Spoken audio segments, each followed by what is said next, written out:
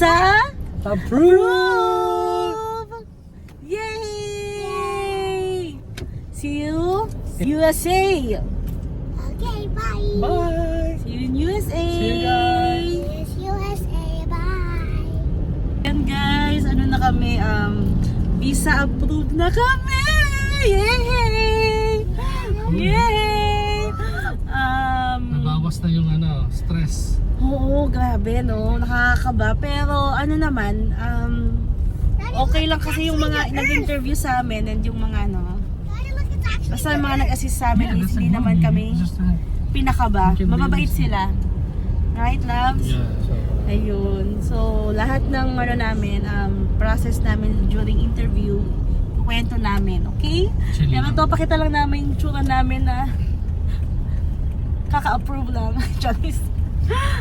Ngayon, nandito kami ngayon sa MOA. Yan, magse-celebrate kami dito ng aming visa approval.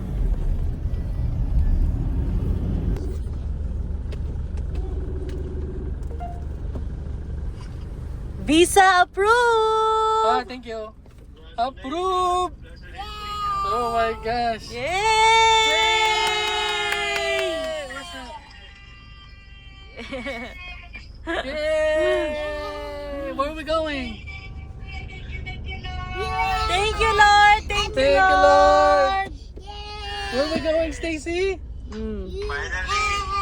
Mag-celebrate na kami sa MOA. Hey! USA!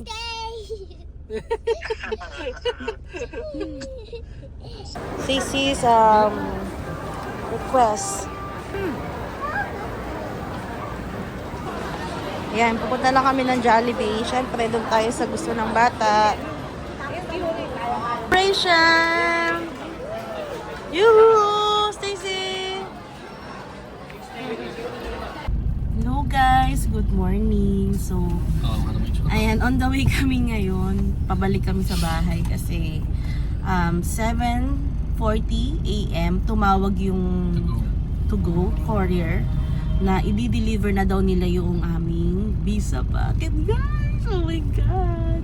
So Sakto-sakto bago pilos. yes, oo. So itong video na to is gagawin namin is ano ba yung mga timeline nung pag-receive namin ng visa packet. On this video, we will tell you the timeline kung ilang days, weeks namin na-receive yung aming visa packet. And paano i-check kung ano na ang inyong status, ang status ng inyong visa packet, kung kailan nyo ma-receive ganyan. So, ano pa ba? Kasi may issue.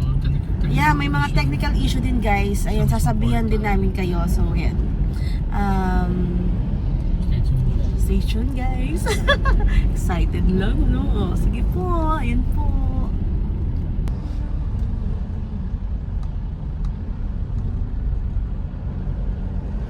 Tapos, Hey guys, ito na guys yung ating visa packet. Ayan o. Ayan. So, nagulat ako kasi ganito lang siya kanipis. At saka magaan. Di ba dati ano to? Makapal. Makapal dati. Ngayon hindi siya makapal. available 90 gig. Siguro naman din maubos siya. On behalf of the Philippine Embassy in Washington, D.C., I warmly greet all of you a blessed day. Thank you for taking the time to participate in this virtual pre-departure orientation seminar organized by our Migrant Workers Office in Washington, D.C. We are all excited this very moment, which marks the beginning of an exciting chapter in your lives. One that will take you to new lands, present you with countless opportunities, and allow you to make a significant impact in the healthcare field.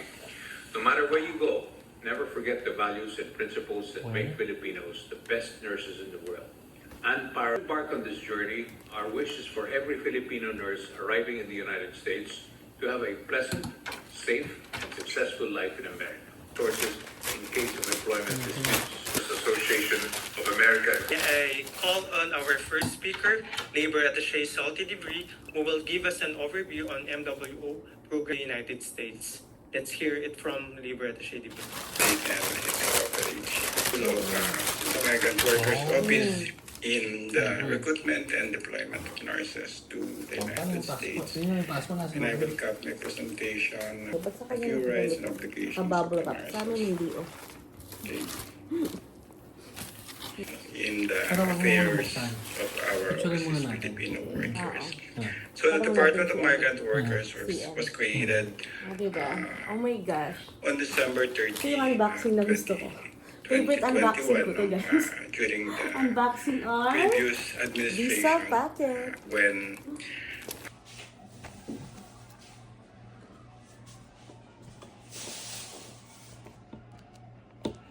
Ay, ang polo ng gunting.